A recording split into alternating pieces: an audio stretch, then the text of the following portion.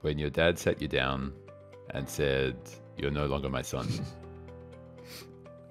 That's a clickbait right into the story. Yeah. Asian parents and their drama. This was about the time before I left for the US, and both my parents sat me down, and they didn't technically lead with that line. They led with the line.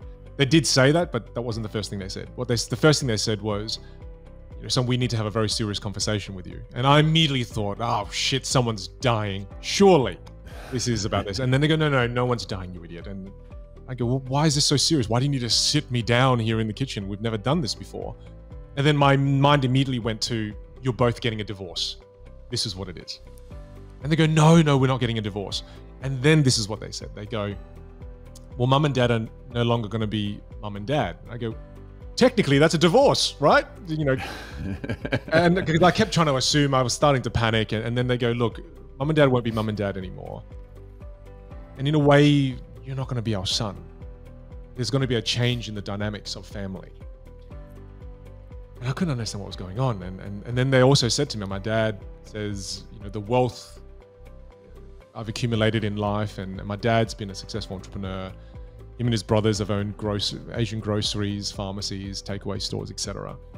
And he said, I wouldn't be getting any of the inheritance, and my brother won't be getting any either. And I really, this is, when I was like, reality is negotiable, right? Can we negotiate maybe 10%, and I could tell by the matter, it was very serious. So I stopped joking around with them. And my dad said something to me that really shocked me. And I felt that it was something that probably shocked them when I told them I want to be a magician. And my dad said to me,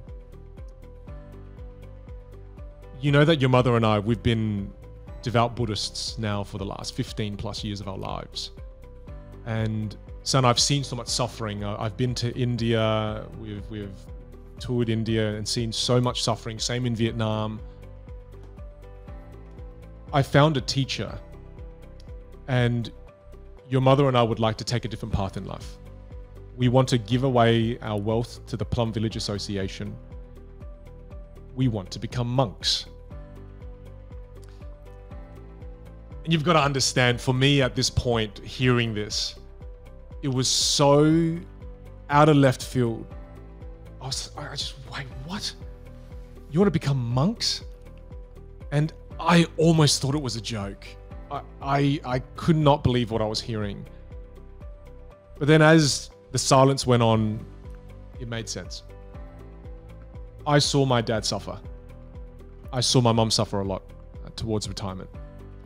A lack of purpose in their life. A massive amount of time sitting there waiting for their children to come spend time with them. Buying nicer cars because they felt like that was what was going to bring them more fulfillment. The accumulation of stuff. Competing with Joneses. Your uncle bought a boat. Should we think about buying a boat?